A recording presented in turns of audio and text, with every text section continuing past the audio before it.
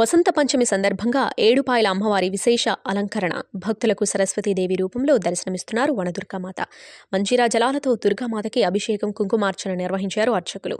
అమ్మవారిని దర్శించుకునేందుకు భక్తులు బారులు తీరారు.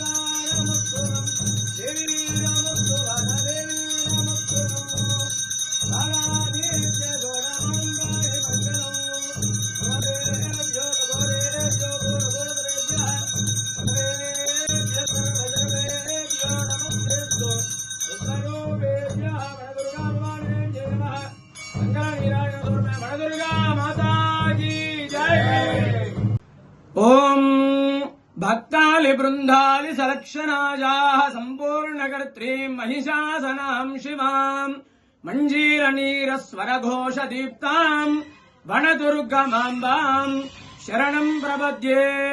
ఏడుపాయల వనదుర్గా భవానీ దేవస్థానం తెలంగాణ రాష్ట్రంలోనే ఎంతో ప్రసిద్ధమైనటువంటి క్షేత్రము ఏడుపాయలు.